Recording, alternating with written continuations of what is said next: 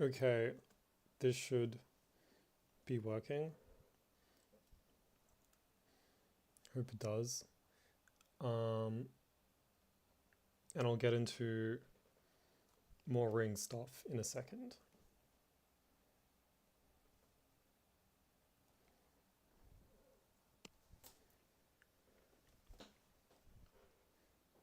Okay. I'll just hop into it. So, integral domains. We call a commutative ring an integral domain, or simply a domain, if we have this property. For all R and S in R, if RS equals 0, then that implies either R equals 0 or S equals 0. Okay. What that actually gives us is a familiar cancellation law that normally doesn't apply to all rings. Basically, that law is that if we have U V equals UW for some arbitrary ring elements, well then what we can do is we can rewrite it like this, and then we can apply this property which says that if U equals 0, that if the product of these two is 0, then one of them must be 0. I mean, here we've hypothesized that U is not 0, so that would imply that V minus W equals 0, and that's how we get V equals W. Yeah. So if we have this and we know that U is not 0, we can just cancel to get V equals W. In an integral domain, only in domains. Essentially, they're a generalization slightly of integers. Okay. Onto some more terminology.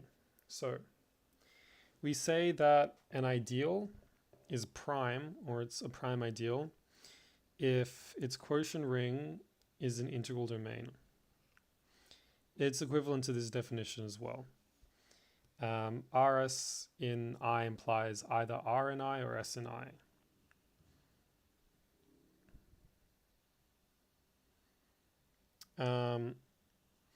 Yeah, the reason why that's so is, well, you can think in R on I, that's kind of just created by setting I to be 0 in some sense. So you can think like, okay, let's say we have this property and we think about R and I, then we have R plus I times S plus I equals RS plus I. And, well, if this equals I, that's the same as RS in I. You can say that these two things are kind of equivalent. But if we think about I being 0, well, that kind of means that like we have RS plus I equals 0 in R and I, because yeah, I is just 0 in this quotient ring. And we can also replace this I here as the same thing. And we can use this property to get that either, R is 0 or S is 0. And again, 0 in this sense just means this. So that's the intuition behind that. Okay. A non-zero element of a ring is prime if and only if the ideal generated by it is prime. Or equivalently, well, yeah. And as we saw, that's equivalent to this just from before. Yeah. Because you can think of something dividing another thing as being a bit of a generalization of ideals being a subset of each other. So with prime, we have that P is prime if P divides AB implies P divides A, or P divides B. But that's kind of the same thing as the ideal generated by P is a superset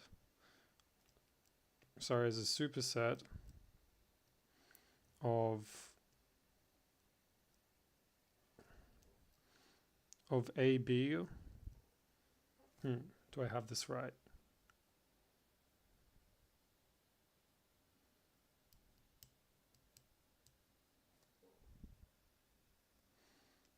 No, I'm not sure if I have this right. Yeah, we'll talk about the ideal definitions for things like prime and so on later. Okay, another property, maximal ideals and prime ideals. Every maximal ideal is a prime ideal. To see this, it's pretty clear. We've already seen that if I is maximal, that R and I is a field. And being a field implies domain. And we have that the definition for prime ideal is that the quotient ring forms a domain. The reason why fields form domains is because if you have RS equals 0 in a field, suppose R is not 0, well then you can apply R inverse to get that S is 0. And similarly, if S is not 0, it will imply R is 0. Yeah, converse is not necessarily true, by the way. Just in the same sense that fields are not necessarily domains. Okay. Is this an integral domain? We can think of this as just tuples of the form A, B, or A and B are in Z. Okay, well, if it's an integral domain, we have to have, let's just look at what property it has to satisfy. AB times CD for arbitrary elements in this thing. Suppose there's 0, then one of them has to be 0.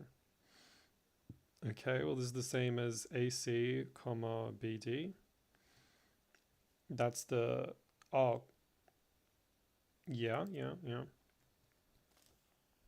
But you can think like, well, does this being 0 necessarily imply that one of these is 0? Can we think of some counterexample? Like, okay, maybe if we have that this is 0, then we know that A or C must be 0 because Z is an integral domain and B or D is 0.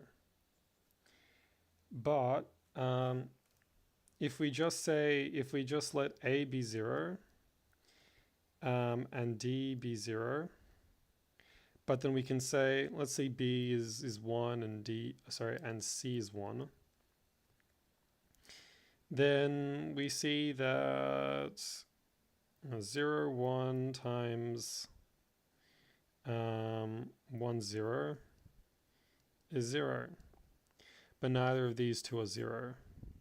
So then, I mean, we've shown it's not an integral domain. Yeah. Same example we've used here.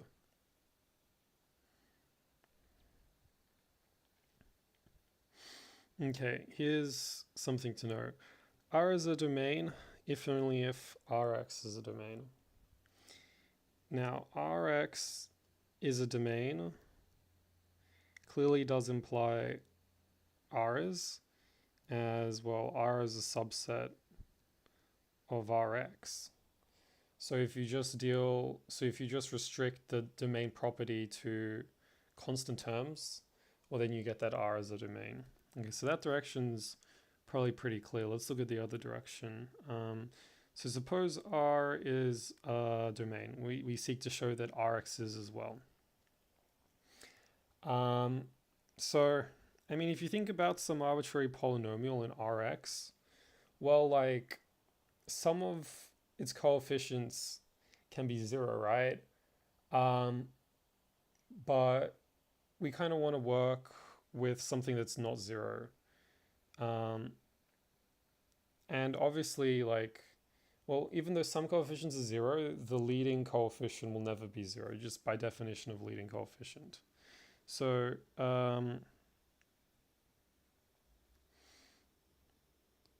So yeah, suppose we have some polynomial px equals sum from a equals 0 to n, so we'll just say it's degree n, and we'll call its coefficients pi. Yeah, so it's going to look something like this. And suppose you have another qx,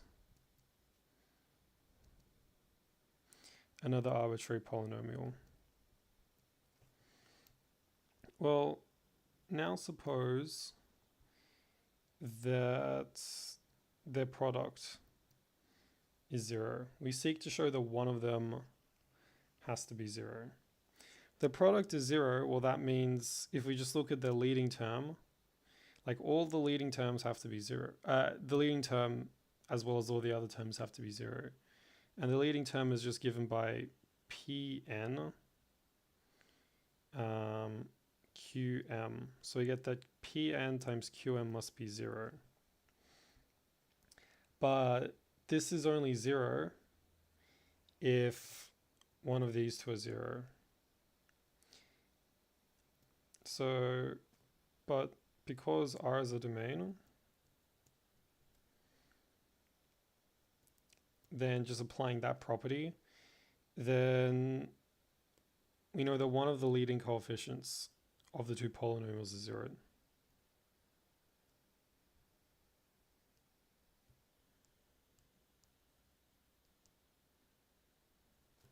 But if the leading coefficient is 0, then by definition that polynomial is 0. By definition of leading coefficient. So we've shown the domain property for Rx. Okay. Here's a fun question I found in Artin's algebra textbook. So, let aut R denote the group of automorphisms on a ring R. Explicitly describe the automorphisms of Zx and show its isomorphic to a well-known group. So automorphisms are isomorphisms, in this case a ring isomorphism, from a group, from a ring to itself. In this case, the ring we're dealing with is Zx. So we want to describe isomorphisms from Zx to Zx. Okay. We should maybe remind ourselves a bit of the properties of ring homomorphisms. So there are a couple of things we have to satisfy. We need this property.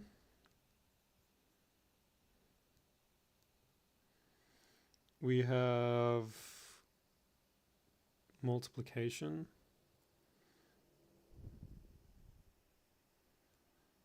So similar to group homomorphisms, we also need that it sends 1 to 1. Probably an important one. Yeah. So yeah, let's use this property because it can help. It means we know what we're going to have to send 1 to. So suppose we have our automorphism phi, some arbitrary one. Well then, we know that this has to hold. But if you think about the integers, well, they're generated by 1. So we can use like this property. So we know we can find out what the what phi will be for any integer. Because phi of n is just phi of 1 plus 1 plus ... equals, and then we apply this, phi 1 plus phi 1, so on and so on. But that's just 1 plus 1 plus so on. And we have n of these, so it's just going to be n. And a similar thing is going to happen for negative integers. Phi of negative n. Well, we can just apply this property, phi negative 1 times phi of n. Yeah, and that should be negative phi of n. Yeah, and you get the point. It's just going to be equal to negative n.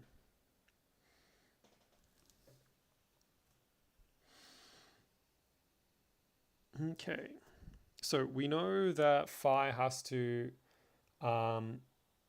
preserve integers, which means it preserves the coefficients. So the only thing it's really changing is x.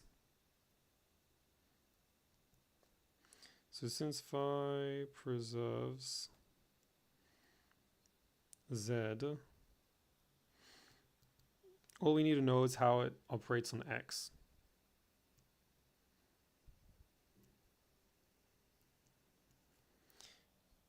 Yeah, because if we have some polynomial, some pi x to the I, well then the phi distributes across there. Phi x the I, it distributes like that. So we only, and we know that it doesn't affect these coefficients. Yeah, so we just need to think about what it does to x. We might ask ourselves, well, it's got to be in. Well, hang on. First, we'll note that it's just a substitution homomorphism, because it just sends x to something else. But a good thing to think about now is, well, we need it to be an isomorphism. So we need surjectivity. One way you might start to think now as well, okay, where can I send phi of x? Can I send it to something like x squared or x cubed or whatever?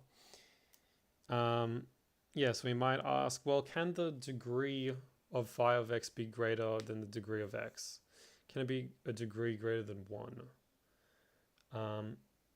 It should make sense that it can't be, because if you substitute in phi of x into here, and phi of x has degree greater than 1, well then if you do phi of some random polynomial, that polynomial is only going to increase in degree, because the x's are going to increase in degree. So all terms in the thing are going to, if you send phi of x to some term of degree n, well, every xi term is going to become some like x the ni sort of term.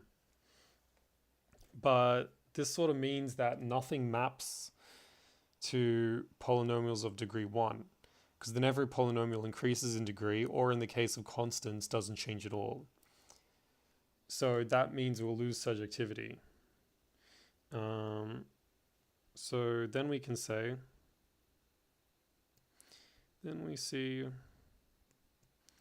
degree phi x greater than x, impossible. Okay, obviously the degree of phi of x can't be less than 1, because then it's just sending it to a constant. Then you're just substituting everything as a constant, and it's definitely not going to be surjective. It's just sending polynomials to z. Okay, so the degree of phi of x has to equal 1. Okay, so that means it's just going to have to be in this form. It's just going to have to be ax plus b, where a and b are elements of z. But this needs to be invertible, right? Okay, adding b is invertible, but multiplying by some element of z, a, is only going to be invertible if a is unit. So we rearrange this to see that, well, phi of x minus b on a has to be x. Yeah, if we're trying to invert it. But that means a is invertible. Might not have been the soundest reasoning here, but you can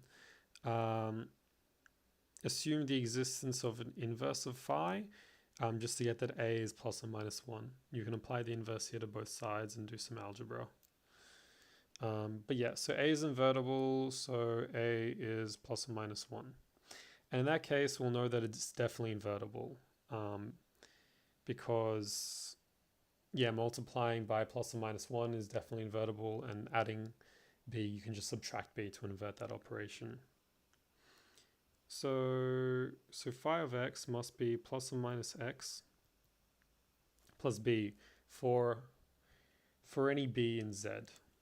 And that gives us the elements of this group of automorphisms, because this is a group. We have to show this is isomorphic to something that's well known. Okay? Well, like, what can generate all the transformations of this form? And it's something we've seen in problem sets as well. So good way to simplify this is just the multiplication operation and the plussing the B. So we can have you can have the map from x to negative x, and the map from x to x plus 1. Plus 1 specifically because just by inverting this transform or applying it multiple times, you can get x plus x to x plus b for any b. So this kind of generates aught zx. And we should have seen from tutorials that this is just the infinite dihedral group. The reason why is because this first operation is just like a reflection, right? You're flipping it across an axis basically. And then this operation is like you're shifting it across. But you can shift it an infinite amount of times because we're in Z. So that's why it's isomorphic to the infinite dihedral group. Yay. Okay. Characteristic of a domain. Show that if R is a domain, then its characteristic is prime or 0. Okay, obviously it can be 0 just by looking at Z. Yeah, now let's just suppose that the characteristic of R is not 0. Call it n. What that means by definition of characteristic is that 1 plus the sum of 1 n times is 0. And n is this smallest number that has that property in this ring. So that's the definition of characteristic. Now we're trying to show that it's prime in this case. And to do that, let's just proceed by not quite by contradiction, but like let's try to get that. So let's say, well, suppose n equals ab for some integers a and b. Well, then we have the sum ab. Basically we can replace the sum here, we can change n to ab, and we get this.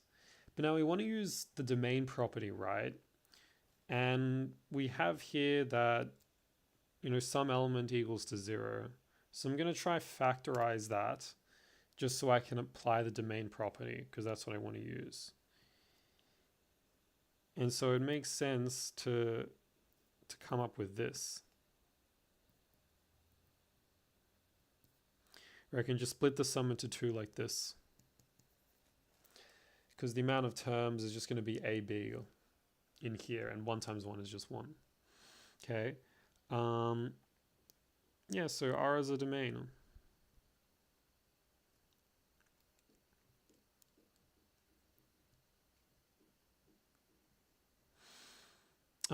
Yeah, without loss of generality, we can say we can take this one to be 0.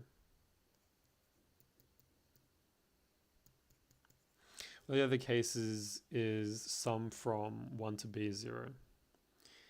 But n is the smallest integer with this property that the sum from I equals 1 to that integer of 1 is 0. So this implies a equals n and b equals 1. So n only has triv divisors. So it's prime.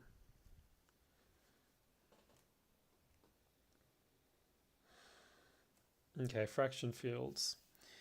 Every integral domain, we can extend it to a field by kind of creating fractions on that domain.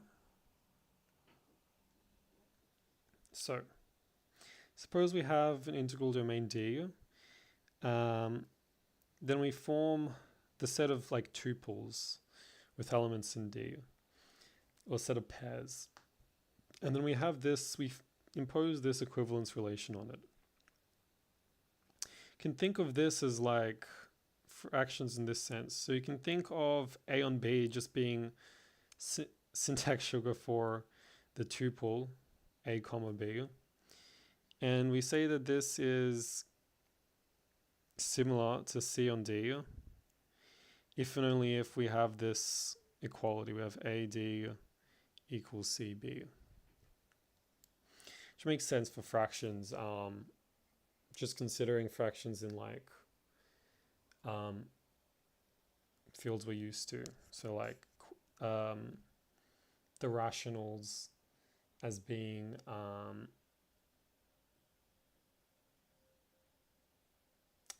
like the fractions of integers. Okay, so it turns out this is an equivalence relation, and it allows you to invert any element. That is, suppose we have some A on B in S. Well, then B on A times A on B ends up, well, we define this multiplication and addition how you would expect for fractions. This is just BA on AB, which is just 1. So everything is invertible. Turns out these operations are well defined. Yeah, so your normal addition and multiplications on these equivalence classes, because, well, technically the classes don't just contain one element. They contain multiple, but we consider these things equivalent. Yeah, turns out it's all well defined, all these operations, and it forms a field. We call this the fraction field of D, and it's denoted with a K around it. Yeah, K usually means field in this course. K, if F is a field, then KF equals F. So in some sense, applying K repeatedly is idempotent. Which makes sense. You can't, if you just think of fractions in the form of like A on B on C on D, well, this is kind of just the same thing, at least intuitively, as, I mean, multiplying top and bottom by BD. Just get AD on BC. So that's why it should sort of make sense that you're not getting anything new by getting fractions of fractions, because this is still just a normal fraction. Okay, and if S is a subring of R, then KS is a subring of KR. In reality, a specific element of KS is going to be some equivalence class, and that's going to correspond to the equivalence class in K of R containing that. It's not necessarily that those two equivalence classes will have the exact same elements, because R definitely will have more elements, but R might just introduce some more equivalent elements for that equivalence class in S. That's why we can basically treat K of S as a subring of KR, at least in terms of isomorphism. Okay, in Z, any integer can be written as a unique product of primes up to reordering. This is the fundamental theorem of arithmetic. Yeah, so you should be familiar with that one. Although this is not true in an arbitrary ring, but a lot of ring theory is really just generalizations of the integers. So we'd like to almost generalize or abstract this property to more things. Yeah, it's not necessarily true for an arbitrary ring. Let's take this for example. 6 can factor into 3 times 2, or it can also factor into product of these two. We can show that all of these 4 elements are actually, well, not prime technically, but irreducible. We'll get to what the difference is technically between prime and irreducible. Yeah, each of these elements are irreducible, and so you can't factor them further. But what that basically means is that we've split 6 into 2 like different factorizations, so it's not unique. Okay. There is a specific category of domains that have this property, and they're called unique factorization domains, aptly named. Okay. Onto a bit of definitions. I said we'd come back to definition of prime. We say that in a commutative domain that R is a factor of S, say R divides S, if we can write S as R times some element T. Okay, makes sense, just think about integers. 2 elements are associates if there is a unit. This is just the units of the ring. So if there is some unit such that R equals SU. Again, think of integers, you know that 3 equals -3 times -1. 1 is a unit because -1 times -1 is 1. And that gives us the 3, and that gives us the 3 and -3 are associates. And really plus or minus A are associates in Z. Okay, a non-zero non-unit element is irreducible if every factor of it is either a unit or an associate. So basically, if you have 2 factors of it, well, one of them is going to be a unit, the other is going to be an associate, and you can't get like 2 proper factors for an irreducible element. Basically, if you write it as R equals ST, then either S is unit or T is unit. Okay, and a non-zero non-unit element is prime, not if it's irreducible, but if we have this property, which is similar to the prime ideal property. If P divides RS, that should imply that P divides R or P divides S. Okay. And we have these properties stated equivalently in terms of ideals. So R divides S if the ideal generated by S is a subset of the ideal generated by R. That should make sense because, well, if R divides S, then RT equals S for some T, and RT is in the ideal generated by S then. So we should get that the ideal generated by R is a subset of the ideal generated by S.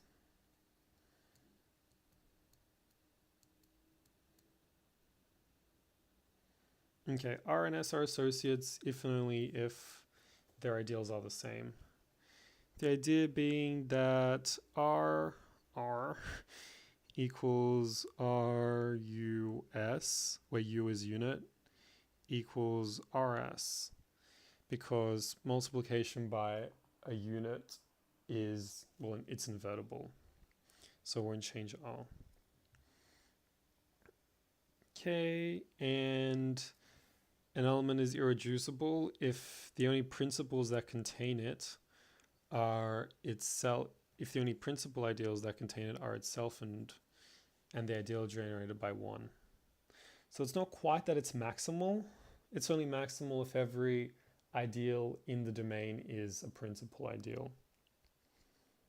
but like almost maximal. Maximal in terms of principal ideals. Okay, and an element is prime if its ideal is a prime ideal. In a commutative domain, every prime element is irreducible.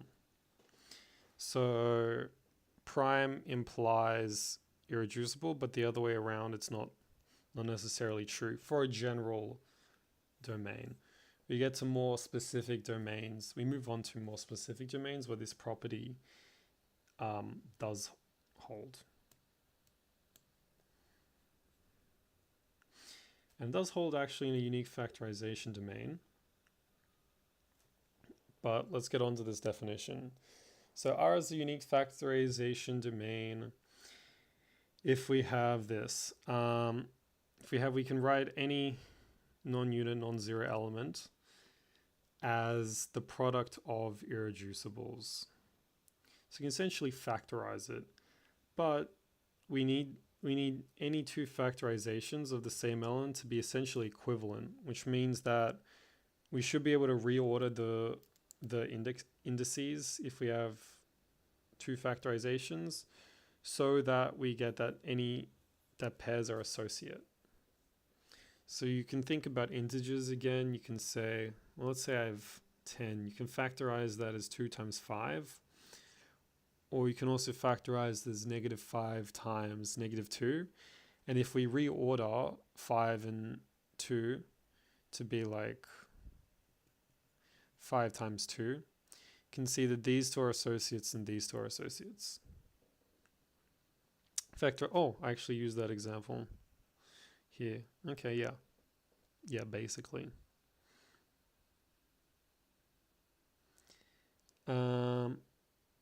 Okay, new question.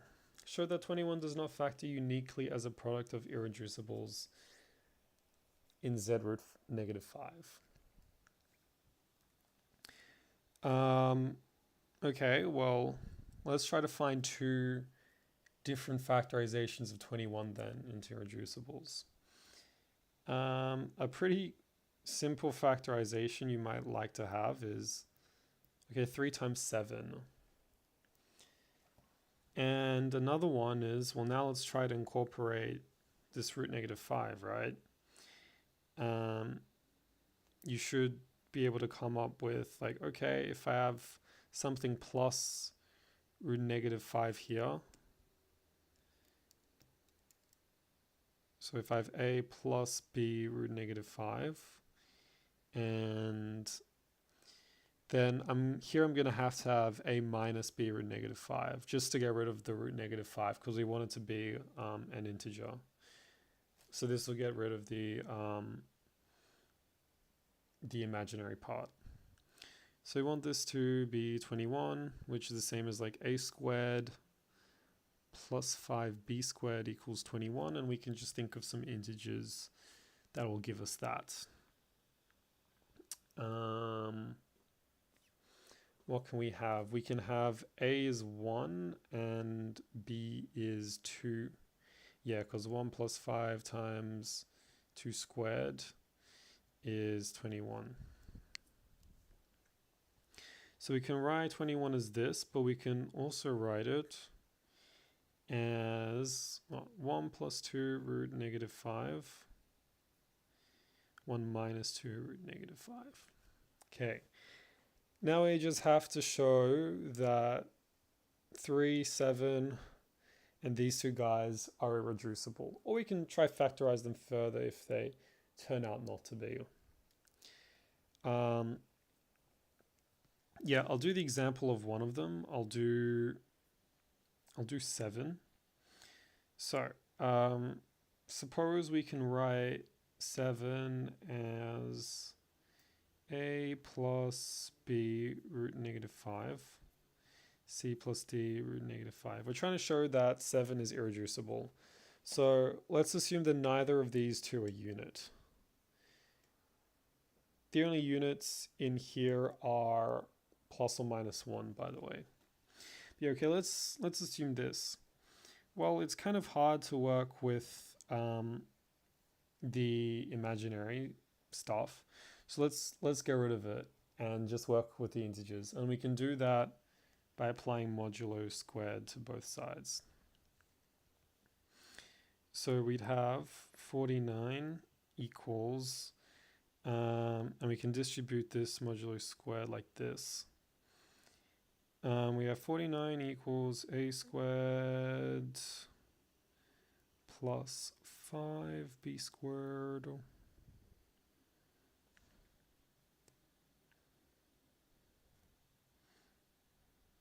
and c squared plus 5d squared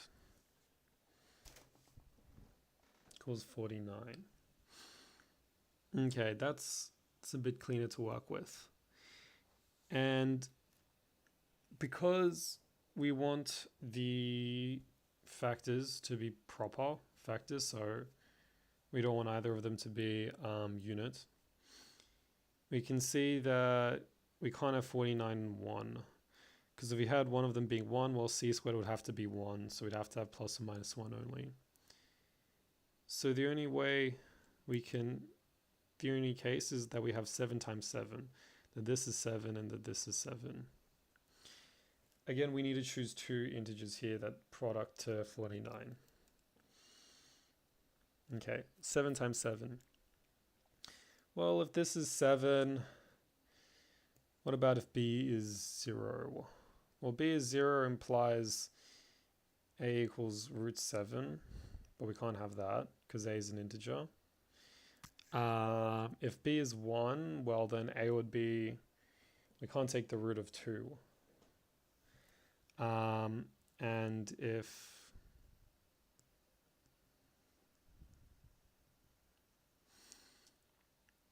b is greater than or equal to 2, well then 5b squared is at least 10. So, I mean, this would imply that a squared is less than 0, which is impossible. So we can't satisfy this.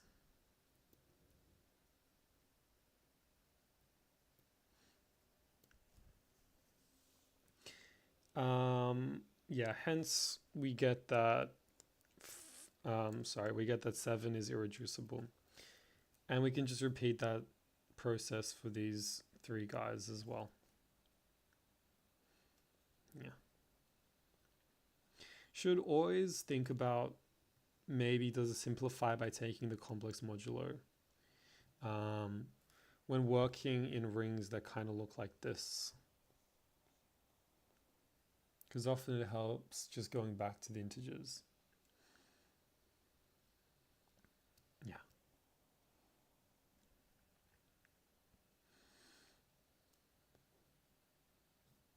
Yeah. That's that question. Right, principal ideal domains. Here's a new definition for a specific type of domain. Let R be a commutative domain. R is a principal ideal domain, or PID, if every ideal in R is principal. So that means if you have any ideal A, B, C, so on, well, it's the same as the ideal generated by alpha for some alpha in the ideal.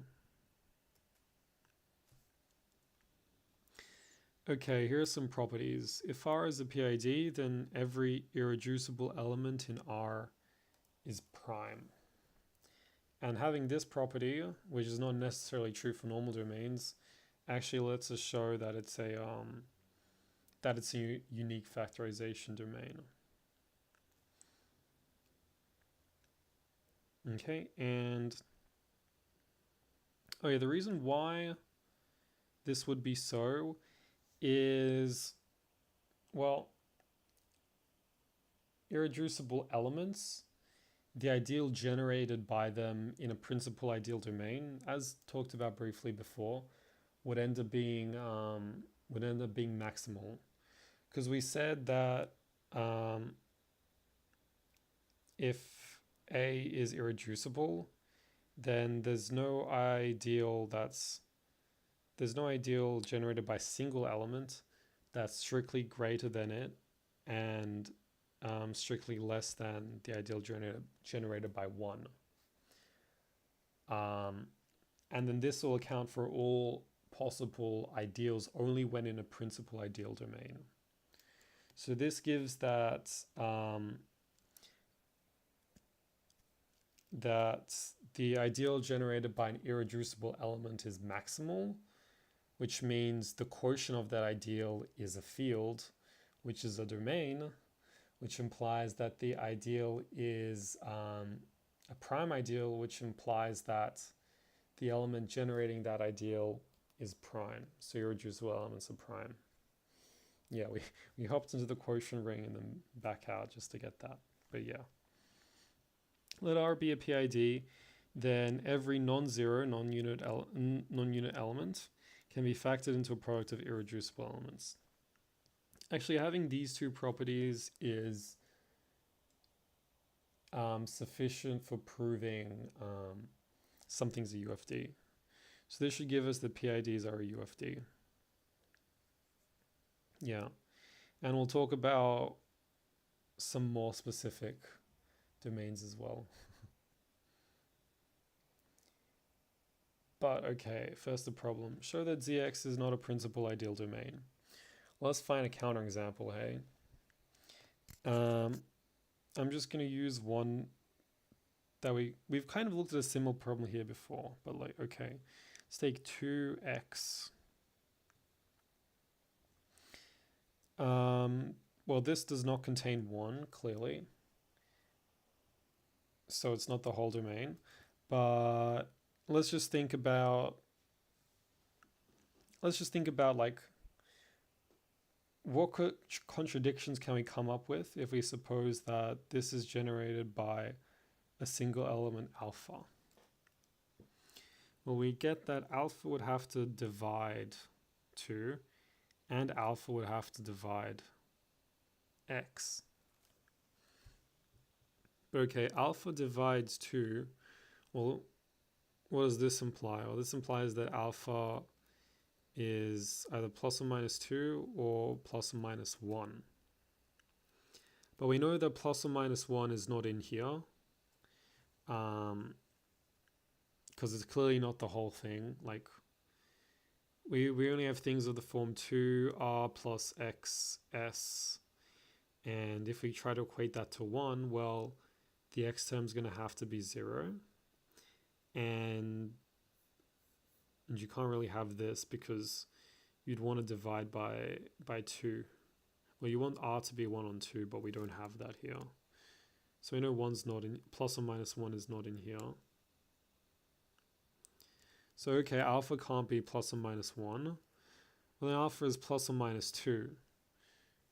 So we'd be saying that this is the same as just the ideal generated by 2.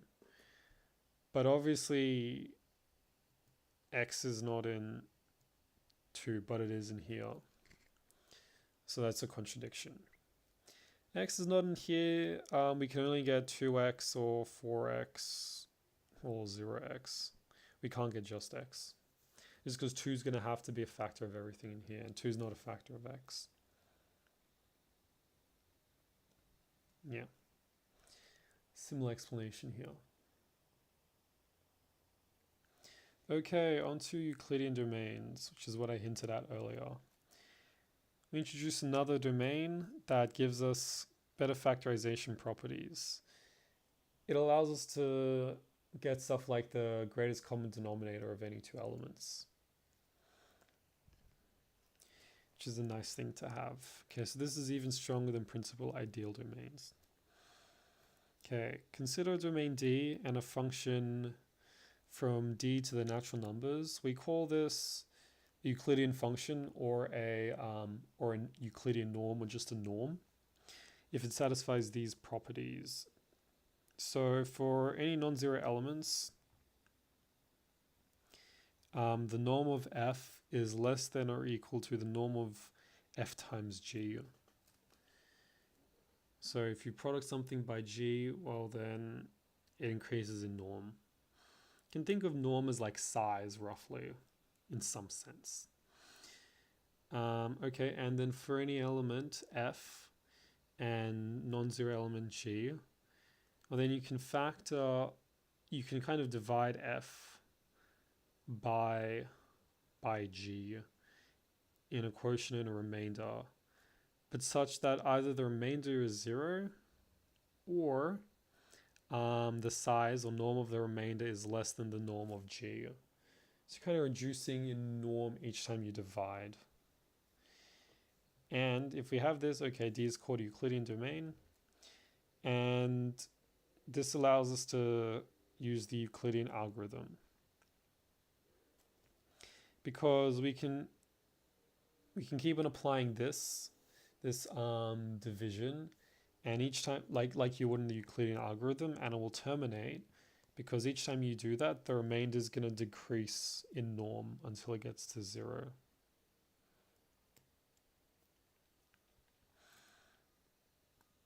Okay, if such a function exists, D is Euclidean domain, and every Euclidean domain is a principal ideal domain and a UFD.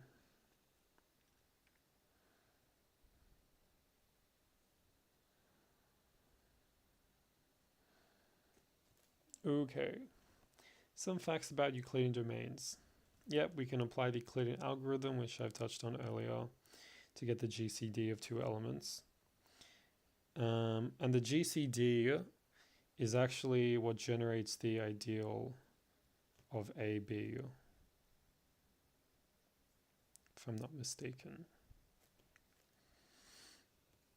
That's why we do kind of get, we get principal ideal property.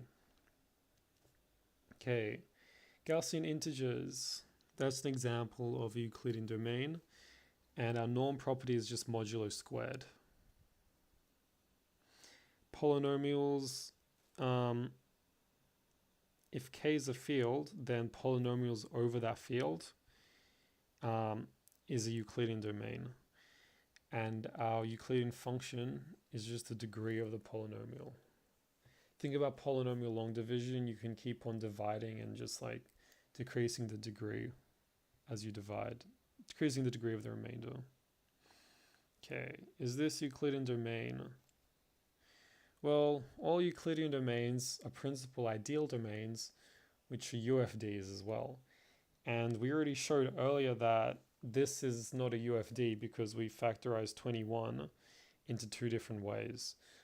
Because it's not a UFD, it won't be a Euclidean domain either, because ED implies UFD. Yeah, nice and simple. Okay, wrap it off with Gauss's lemma. So let R be a UFD and consider some non-zero polynomial with coefficients in R. Then we say that R is primitive if all the coefficients are all coprime. So by that I mean the greatest common divisor among them is 1. Okay, so this is a primitive polynomial because the GCD of 3 and 1 is 1. And this is not. Essentially what it means is whether or not you can factor out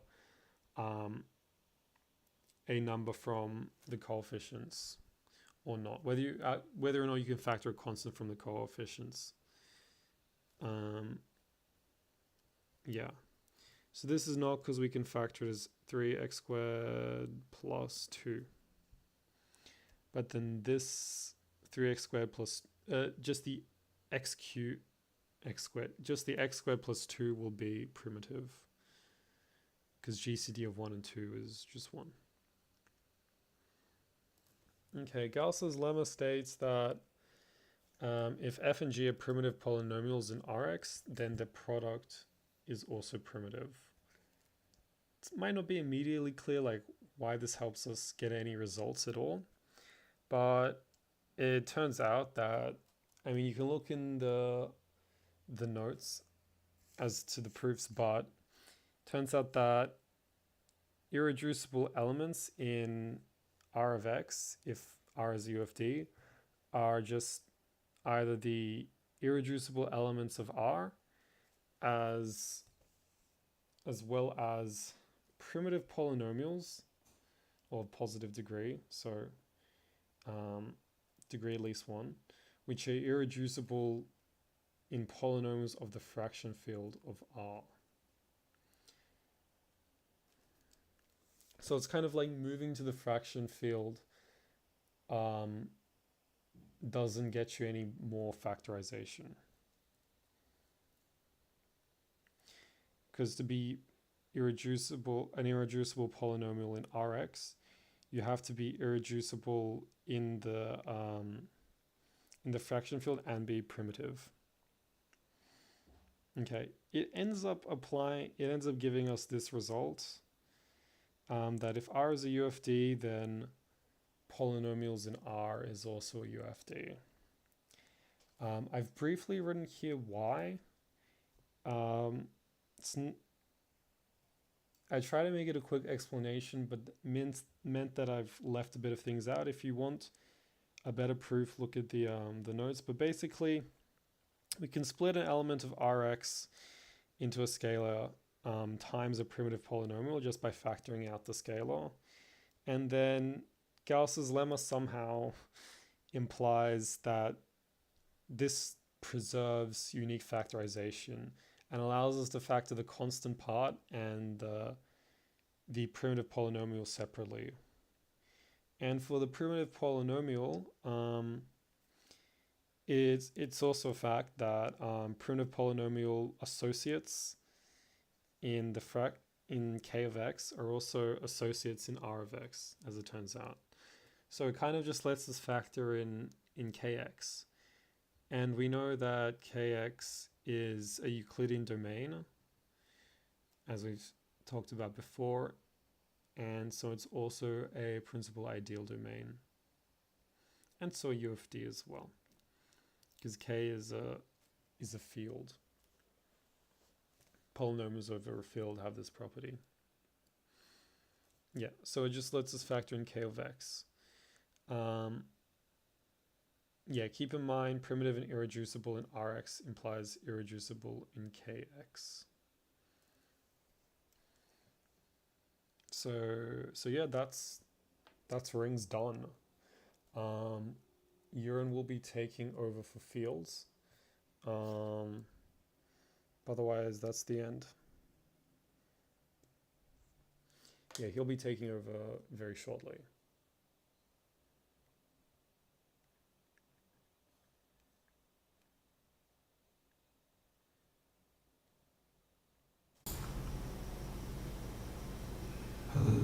Hello.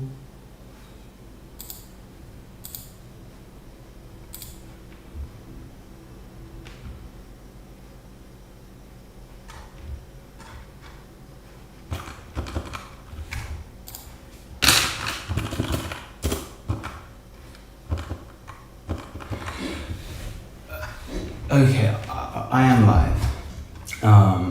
Sorry for the delay.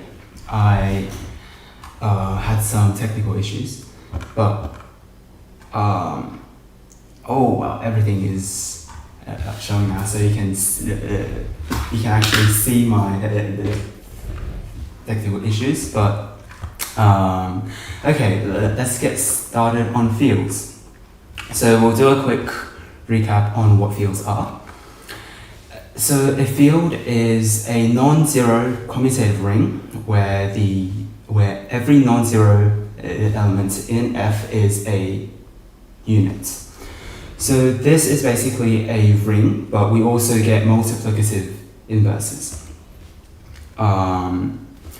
So we have the following properties. So we have a abelian group under addition and multiplication, and the operations are linked by the distributive properties. Okay. Now, in this course, the study of fields starts with field extensions. So let's say we have two fields, F and E, and F is a subfield of E.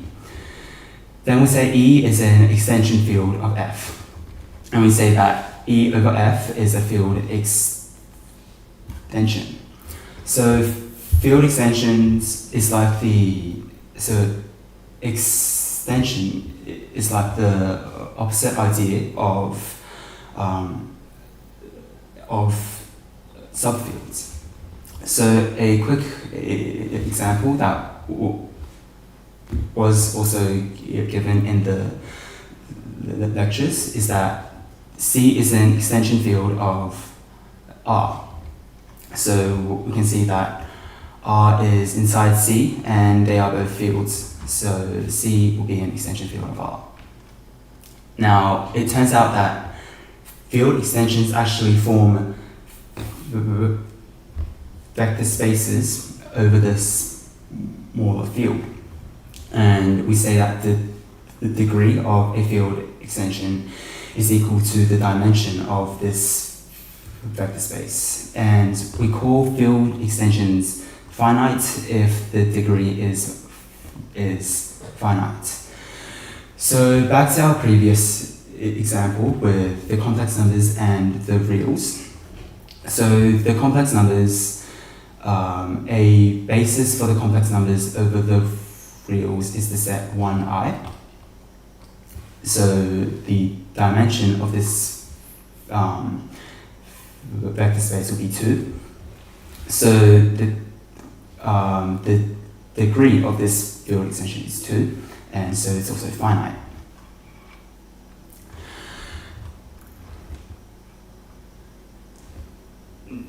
Now, let's say we have the two fields again, F and E, where E is an extension of F, and we want to generate something between E and F that contains, let's say, these elements.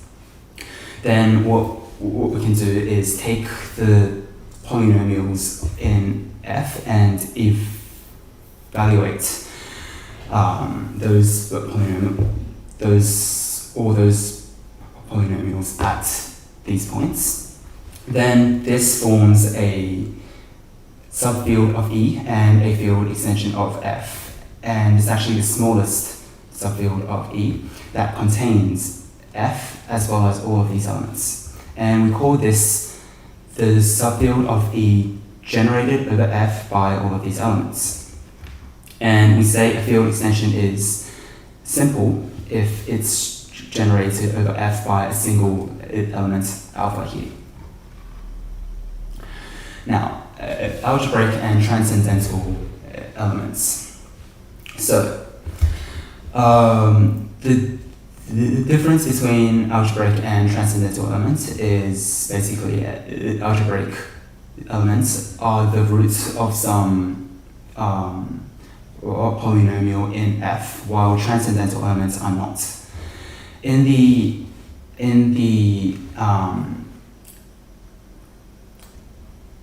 Okay, so if we have this evaluation map here at alpha, then if alpha is algebraic, then the kernel has to be generated by some polynomial that alpha is a root of. And for this irreducible polynomial, we call this the minimal polynomial of alpha over F with this notation here. And this D is in quotation marks because it's only unique up to associates. And since it's irreducible, it's also maximal, so this is a field. And now we'll talk about Eisenstein's criterion, which is a common technique to show if a polynomial is irreducible, but you can't use it to show that a polynomial is not irreducible. So how you use this is, say you have a polynomial here. If you can find some prime p that divides all the coefficients except for the leading coefficients, and we have the square of this prime is it doesn't divide the constant term, then we can say that the polynomial is irreducible. So here it's done for rings, but in a field, the fraction field and the R and K will be the same thing in a field. So let's do an example question, and this is a classic case of using Eisenstein's criterion. So we have a term here, and we want to find the minimal polynomial, and on top of that we want to prove that this polynomial is minimal. So first let's just find a polynomial that has alpha as a root. What we can do is try to get rid of the square roots one by one. So alpha squared is 5 plus root 7, and just do the algebra, and you get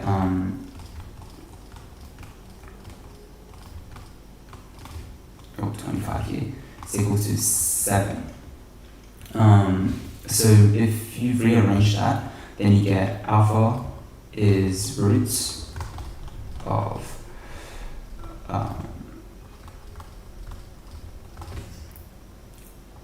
x to the power 4 minus 10x squared plus 18. Now we want to show that this is minimal, which if we go back to the definition here, if we can show it's irreducible, then we can show it's minimal. So how do we show it's irreducible? Well, we can use Eisenstein's criterion, and I want something that divides divides these two coefficients, but not one here, and also the square doesn't divide 18, so we can pick 2 here. So 2 divides 18, 2 divides 10, but 2 does not divide 1, and 2 squared does not divide 18. So by Eisenstein's criterion, this is irreducible, and so we've found the minimal polynomial, and we've also proven that it's minimal. So a nicer solution is out here. Now, algebraic extensions. A field extension is algebraic if everything in the field extension is algebraic over the smaller field. And we have a result here that any finite field extension is algebraic. Okay. Towers of field extensions. So suppose that we have finite field extensions E over F and K over E. So here's F, this is a subfield of E, which is a subfield of K. Then we can say that, oh, there's 2 thens here. Okay, so then we can say that K over F is finite, and furthermore we have this property with the degrees. And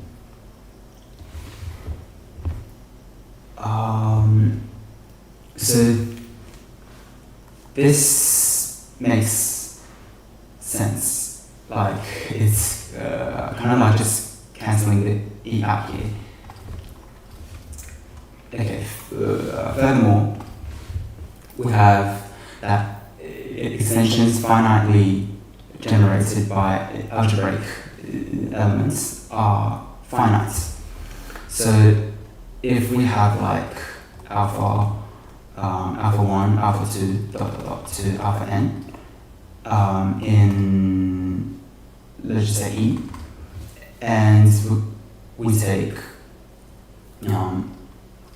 f of alpha 1 to alpha n, then this is finite, so these have to be algebraic. Then this field extension, which is finitely generated by algebraic elements, also has to be finite. And now we'll use some of these results to do another example question. So this one is from the 2022 past paper. So we have two complex numbers, alpha and beta. We don't know they are algebraic, but we do know that their sum and product are algebraic over the rationals. And we want to show that alpha and beta are also algebraic over the rationals. So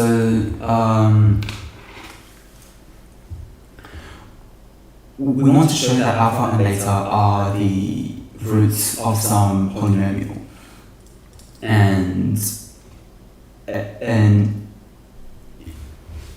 the one that comes to mind is x minus alpha, x minus beta, which we can also write as x squared minus alpha plus beta x plus alpha beta. And okay, if the coefficients were in Q, then we'd be done, but they're not in Q. So this is actually a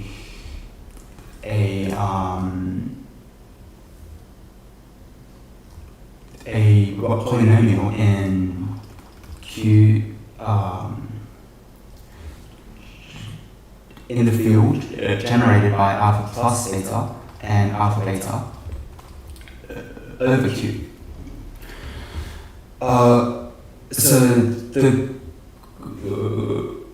good thing now is that we know alpha and beta are algebraic over this field, and we also know that these are algebraic over Q.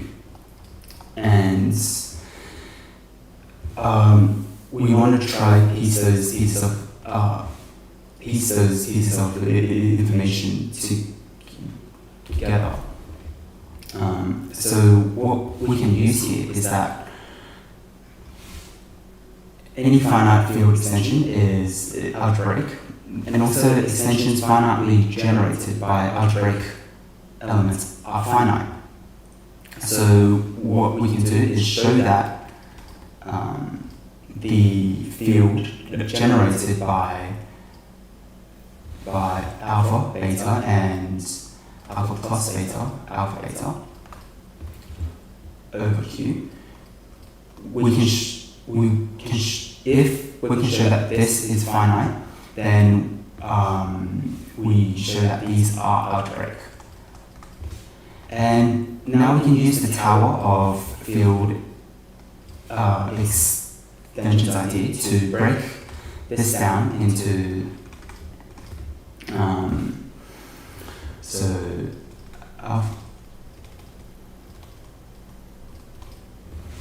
so we can break it down into this field over the field generated by alpha plus beta and alpha beta, and then times the degree of the field generated by alpha plus beta and alpha beta over Q over Q. And we know that these are algebraic over this field, and we know that these are algebraic over Q. So what this means is that this is finite, this is finite, so this is the product of two finite things, which has to be finite. And because this is finite, it means that alpha and beta have to be algebraic. And again, a nicer solution is typed up. Okay. Now we'll introduce the idea of the characteristic of a field. So let F be a field. Then if we have this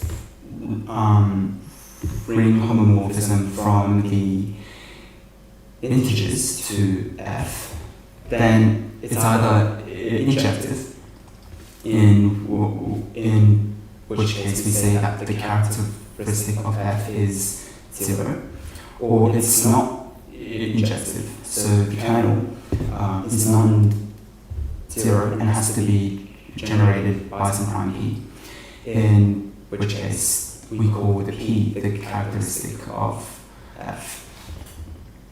And we can use this to talk about the cardinality of finite fields. So let's say F is a finite field, then the cardinality is the power of the characteristic of F, and it's p to the d, where d is the degree of F over Fp, which is some field isomorphic to z mod pz. And we also have a result here that if you have two finite fields of the same order, then they are isomorphic.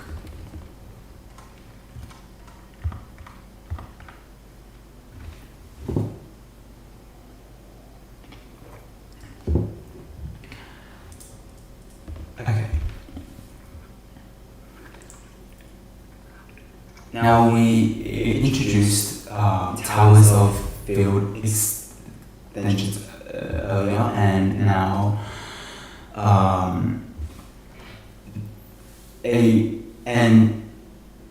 now we'll talk about towers of quadratic field extensions, which are a bit more special.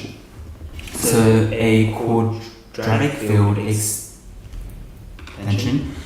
is an extension over a field generated by the root of some quadratic polynomial over that field. And if you have like a chain of these, so each one is a quadratic field extension on the previous one, then what you have here is a tower of quadratic field extensions. So, because every time we're generating the extensions using a root of some quadratic polynomial, the degree of each field extension has to be either 1 or 2, which means that for any field in this chain, the degree of that field over this starting field has to be some power of 2. And we say that an element is F0 constructible, so that means it can be produced by taking basic operations and square roots on things inside the base field. If you can build up to a field containing this element using a tower of quadratic field extensions.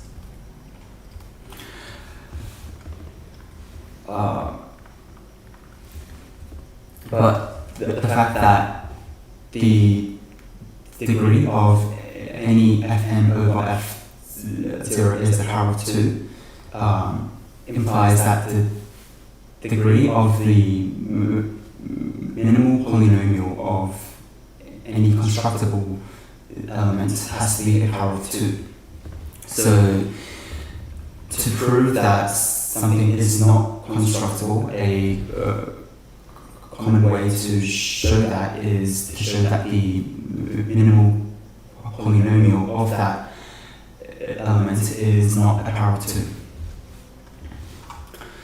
So we introduced this idea of quadratic field extensions because it's directly related to what kind of points can and can't be constructed from a set of points using just a ruler and compass. So we'll talk about this more formally here. So let's say you have a point in the complex plane and you give okay, let me start that over. Let's say you're given a set of points in the complex plane, this set, and you want to construct some point set also on the complex plane with a ruler and compass. So it turns out you can construct the point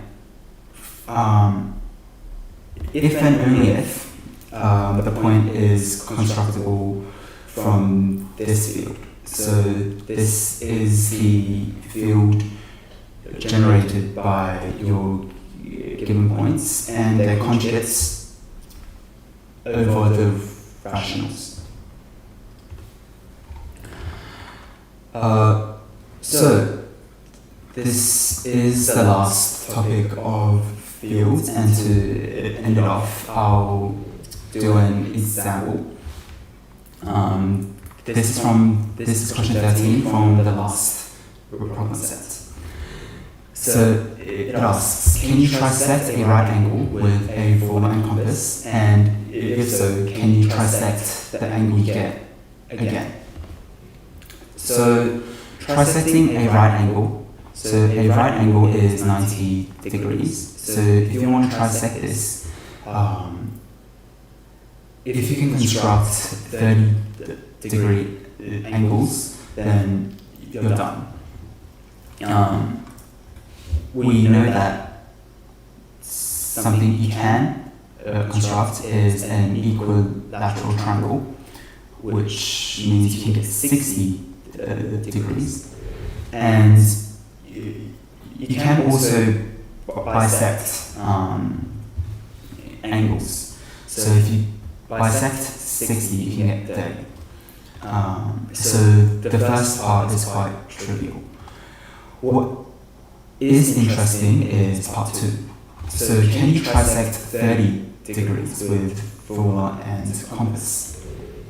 So trisecting 30 degrees means you want to construct an angle of 10 degrees from nothing.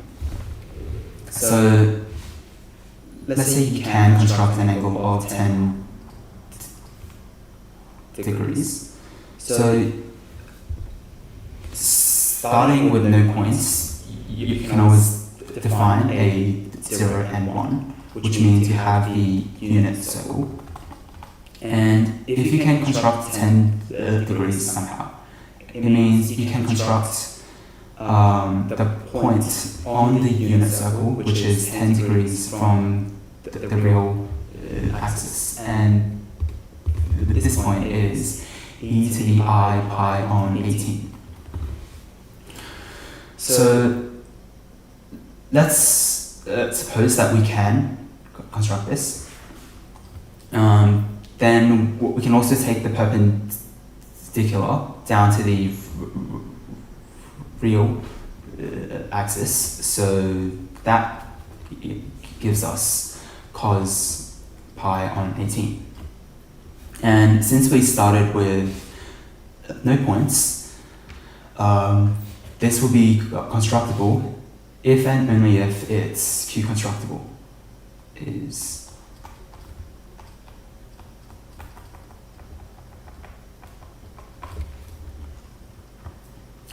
So we want to see if cos pi on 18 is Q constructible or not. So one way we can simplify cos pi on 18 is to get it to an exact value. So the closest one is probably pi on 6, and we can get to pi on 6 using the triple angle formula, which okay, I actually don't remember, so I'll look at the solution. Okay, so it's 4 cos cubed minus 3 cos pi on 18. Okay, so I'll just go off here because from here it's mostly calculation. So using the triple angle identity gets you this, which you can then square to get, or you can square to get rid of this square root. So you have a polynomial in cos pi on 18 with rational coefficients, and once you do some rearranging, you can get to this polynomial here. So cos pi on 18 is a root of this polynomial, and by Eisenstein's criterion, we can actually show that this polynomial is irreducible by choosing 3. So 3 does not divide 64, but it does divide 96, 36, and 3, and 3 squared does not divide 3. So what this means is that this is the minimal polynomial of cos pi on 18.